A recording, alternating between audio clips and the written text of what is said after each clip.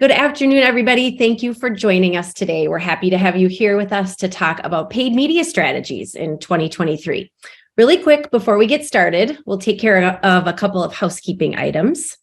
First, this event is being live captioned by PaidMedia. If you want to access the captions, click on the closed caption button in the Zoom dashboard at the bottom of your screen.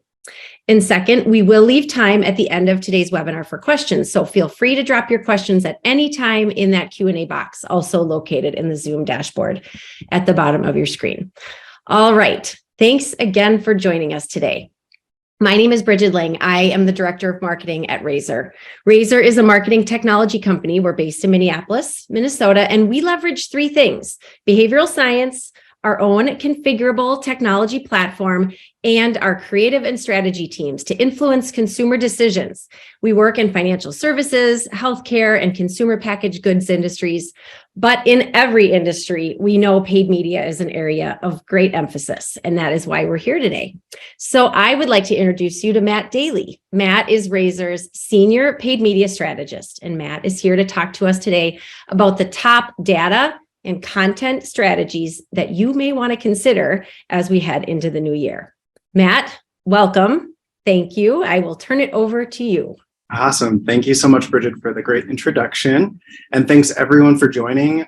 I see a lot of people on the call, which is exciting. I love talking about paid media. So I hope you find a lot of value. And as Bridget mentioned, feel free to ask questions in the Q&A box, and we'll get to that at the end. We'd love to have an open conversation around any questions you have. We can really jump into it. So as Bridget mentioned, I am the paid media strategist for RAZR and all of the divisions. I lead our paid media team here. So I'll be walking through a few strategies that you should be incorporating in your 2023 plan. And I just wanted to start off by jumping into what paid media is. Some businesses are in paid media already and some aren't and not sure where to get started. So I just want to level set what it is. It's really a pay to play option. You're comparing it to something like organic media, which can entail something like SEO and website traffic organically, or building those social media audiences and followers. That's all going to be more of that organic. And in the organic state, you're not really able to target people specifically. You're really building engaging content and really drawing in an audience. So with paid, you're putting a little budget behind it, and you can get very targeted with the audience you're getting your content in front of. When it should be used is for businesses that do have a little extra budget or a lot of extra budget to really put behind it.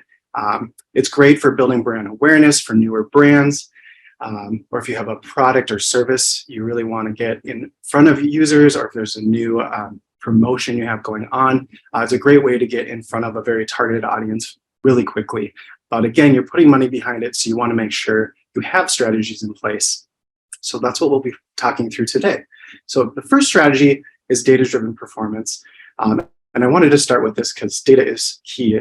Data is so important in any strategy you have, especially paid media, when you're putting money behind it. So I wanted to start off by saying that goals are pretty much the starting point for any paid media plan. You want to make sure you have goals in place. No matter what you're trying to do, there should be some kind of goal and outcome you're looking for with this paid performance. So setting those goals in the beginning of the plan will really help you level set what data you're looking at and what is actually driving results for your business. So setting those KPIs are very important. There's different ways you can measure them through the channels you're advertising from, all the website traffic you're getting through tags and analytics, through reporting and analysis of the performance of these campaigns, and then also just comparing against industry benchmarks to see how your campaigns are doing compared to other businesses in your sectors. So there's a few metrics you can really look at.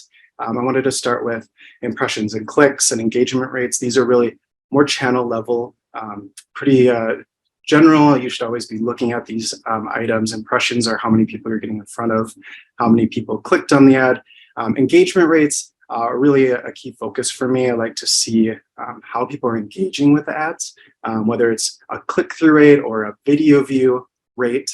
This really shows you how engaging your ads are and if you're getting in front of the right audience. So if you have very low engagement rates, It might signal that you're not getting in front of the right users, or maybe your ads or your copy is not engaging or actionable.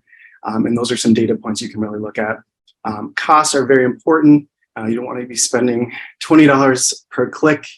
Usually it isn't going to work out well for your optimal ROI. So really keeping tabs on the data behind the cost you're spending on this engagement.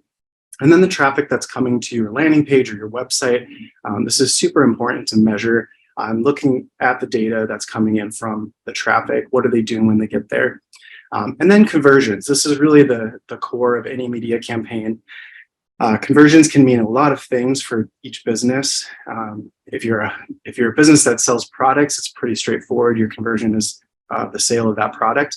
But not every business is a shoppable product. It might be a service. You're trying to get leads, or maybe you're just in that brand awareness phase and you're really just trying to get more brand awareness. So there's different ways you can measure conversions. It could be how long they spent on the website. Could be a conversion if you're trying to get people to engage longer on your site. Maybe there's certain things on your site or elements that you want them to engage with, like a video or a button. Those can also be conversions that you can optimize these campaigns towards. And then, of course, leads. If you have a lead form or an actual product that they can purchase, those are going to be conversions as well.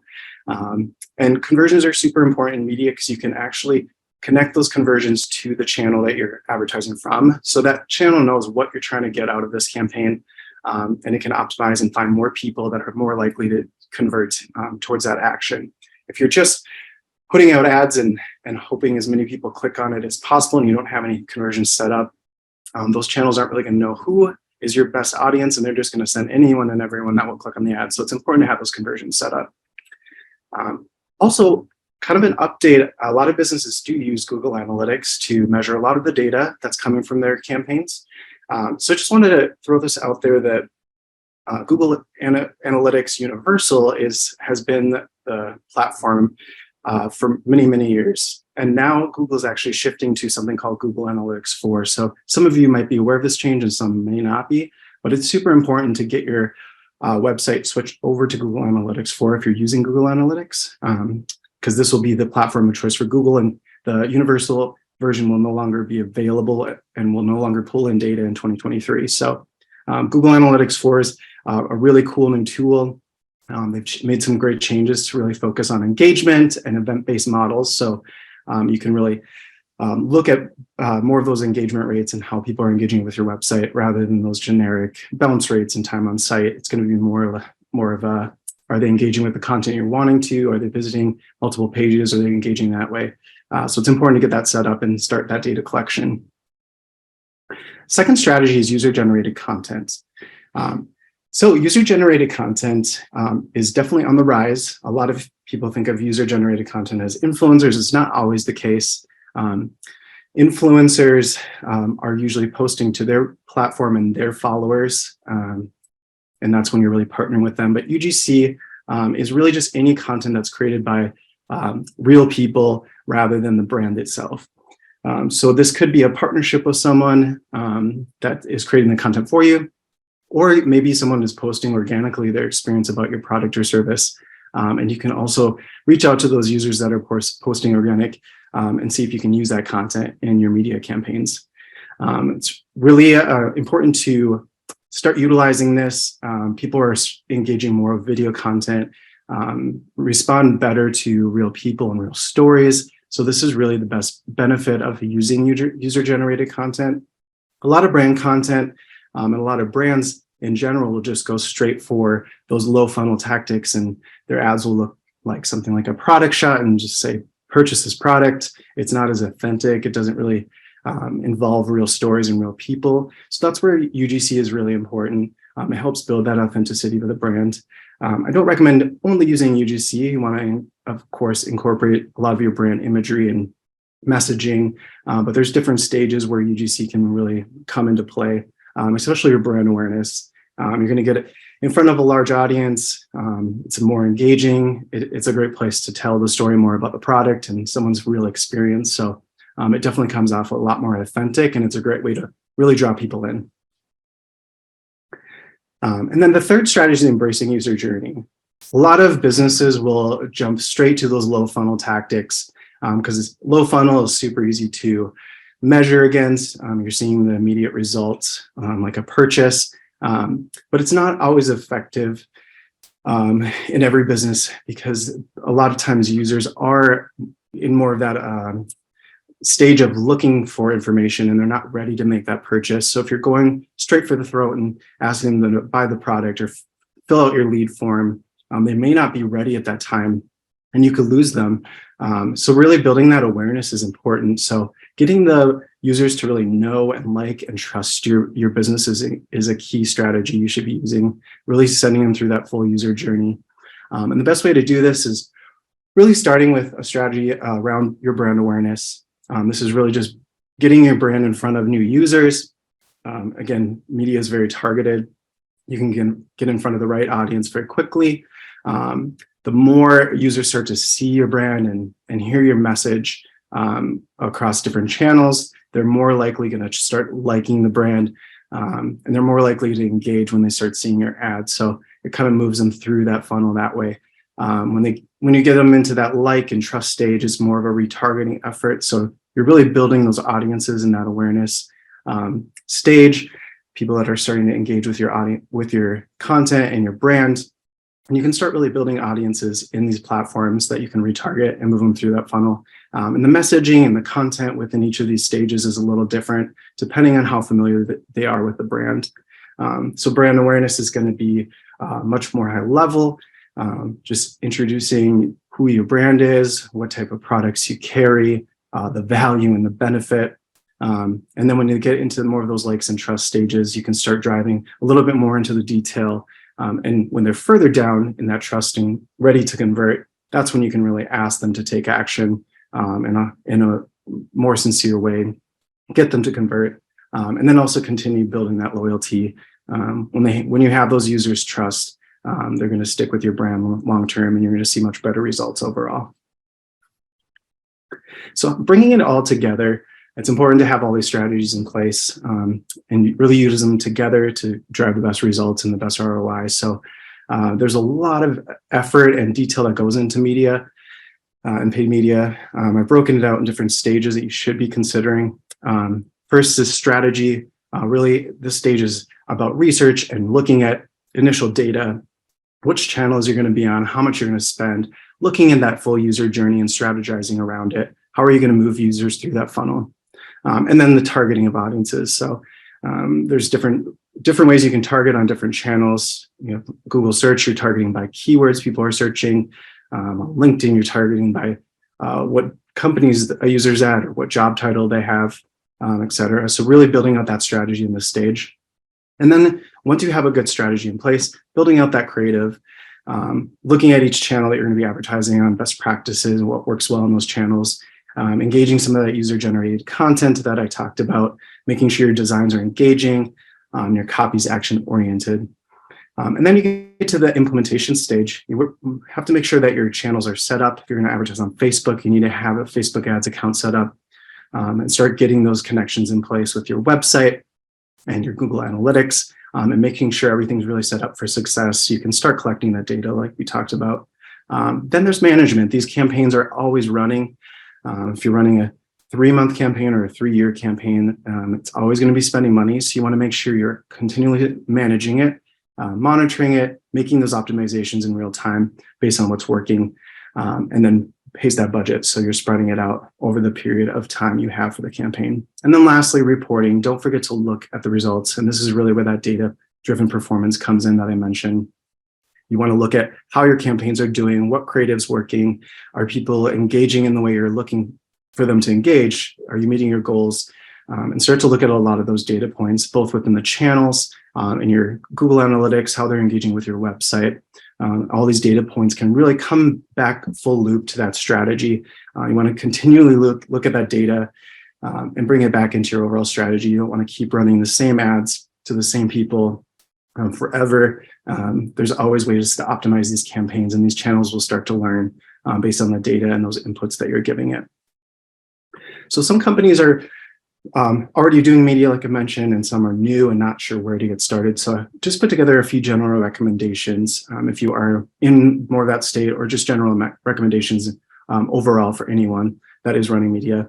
I do recommend no less than $1,500 monthly, which comes out to $50 a day. This is really the minimum I would recommend spending. You want to make sure you're giving these channels enough data to work with. If you're not putting enough budget behind it, it's not going to allow the channel to really see what users are engaging with the ads and what users are converting. And you're not going to have as much data to work with to optimize around. So in general, if your business doesn't have $1,500 monthly, I'd really focus more on that organic growth before you're getting into the paid media space, building out your social channels, collecting emails, getting your website in a good spot, because your website is super important for all paid media as well. You're going to be driving a lot of traffic there. You want to make sure they're engaging in the way you want. I also recommend keeping campaigns live for at least 90 days or more. The longer they run, the more data that's going to be collected by these channels, and it's going to continually improve over time, especially when you're making those real-time changes based on the data performance. So anything less than 90 days, it gets really hard for these channels to get up and running and collect that data. So you're not going to see the best results within that time frame. You really want to give it that time. And you're already putting in all that effort behind the creative and the implementation and strategy. It's best to keep them going as long as you can. And then lastly, quality over quantity. There's so many different channels out there you can be advertising on. You want to make sure, based on the budget you have, that you're not spreading your budget too thin. Really focus on quality. If you have a smaller budget, just focus on one or two channels. If you have a $1,500 to $5,000 monthly budget, for example, really focusing on one or two channels and have really good quality content. It gives you a good opportunity to look at more data that is coming in behind that budget. And then if you have more of a medium budget, $5,000 to $25,000 monthly for your business, you can start exploring other channels. And there is benefit of starting to look at other channels and having your brand appear across a multi-channel approach. This kind of will help you get in front of different users at different stages and start to build that brand familiarity. And then lastly, if you have a very large budget, over $25,000 monthly, you can really look at expanding past that 5 channels. You have much more budget to work with on each channel, so you're not spreading it too thin. But you want to continue to improve that quality, make sure you're putting out the right type of ad to the right people, and always looking at the data to make sure that performance is coming in the way you'd like. So that was the strategies I am recommending. It's higher level, and I would love to have more conversation around it. This is a great time to ask questions if you have any. And I also have my email here if you'd like to email me and ask any more in-depth questions. I'm always happy to have those conversations as well. So I'll turn it back to Bridget and see if there are any questions that have been coming in. Wonderful, Matt. Thank you so much. Yes, we actually do have a couple questions, but like we said, we do have time, so feel free to drop any additional questions that you have right into that Q&A box. So Matt, the first question that's come in is, which advertising channel have you found to be the most successful? Great question. I love Google Ads. Google Ads is a great platform to really get started with for a lot of businesses. Google Search is an amazing channel to advertise on because you're targeting people based on the keywords that they're actually searching in real time. So that traffic is going to be much more high intent. Users are looking for information in that moment. They're more likely to click on your ad and engage with the content on your site. But overall, Google has so much data on users. You have Google Search, they know what you're searching. They own YouTube, so they know what videos you're watching, what you're searching on there. Display ads across the web. They know what content you're looking at there. They have Google Maps, they know where you're going. It's kind of scary as I talk about it out loud, but it really is a lot of data to work with. And it helps you really build those audiences and get in front of the right people. And I see a lot of good results there. But outside of Google, LinkedIn's great for more of a B2B type marketing. As I mentioned earlier, you can really target users based on their job titles, their industries. And that is really helpful for businesses that need to target specifically based on someone's title. Maybe if you're in the medical industry and you need to target physicians, LinkedIn's probably the only channel that can really do that effectively. And then Facebook is great for more of that B2C audience and getting in front of users with more of the products. And it works really well for a female audience as well if you have more of a female focused product. So a lot of great options, but long story short, Google Ads is really my favorite channel. Yeah. Yeah. Another question, what's the best way to measure performance on an awareness campaign? On awareness, yes. And that can be difficult for brand awareness because it is a little bit more general. Like I mentioned earlier, when you're going for that lower funnel tactic, it's easier to measure because usually they're taking that action you're looking for, like buying a product or filling out a form. But when you're in more of that brand awareness, there's a few options. You can do something called a brand lift study. Some platforms allow this, like Facebook and Google on YouTube. You do need to have quite a larger budget behind it to enable that brand lift. And essentially what the brand lift is you might have seen those. They're asking users if they're familiar with this brand or ad, and they're like questionnaires that appear on these channels. So you might have experienced something like that, but that's really what the brand lift is. So they start to measure how many people are remembering your brand and your ad based on your advertisements. But outside of that, if you don't have quite the budget to do one of those brand lift studies, you can also look at things like when you're running brand awareness content or advertisements, is your organic website traffic and improving as people start to become more aware of your brand, they're more likely to start searching for it and looking for more information. So you might see a lift in that organic traffic coming to your site. You can also look at when you start doing that user journey and start retargeting, you will start to see improvements in your lower funnel tactics when you're building up brand awareness, and that's a good measurement as well.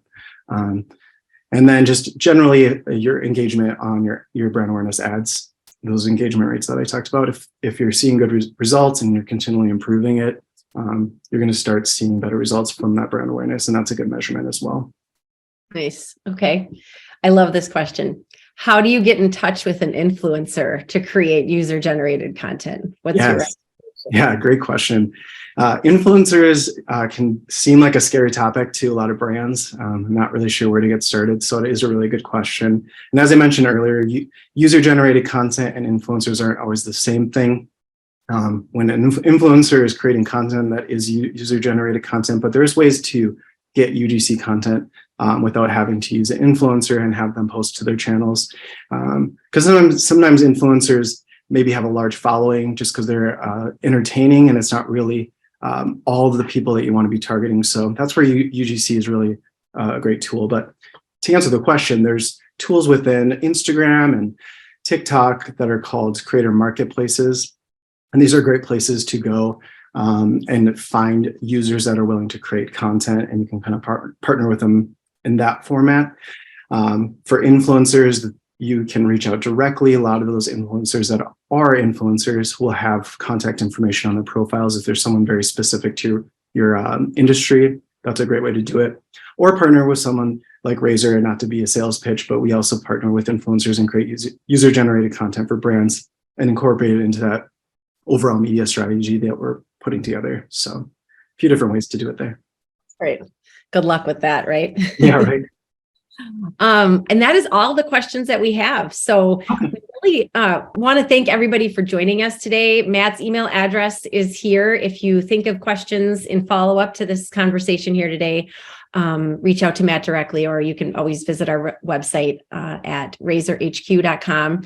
Thanks again for joining us. We will be sending a link to a recording of today's webinar out to all of you who registered. And so look forward to receiving that via email. Thank you so much. We look forward to having further conversations on paid media and other great marketing topics in the future. Thanks. Awesome. Thanks all.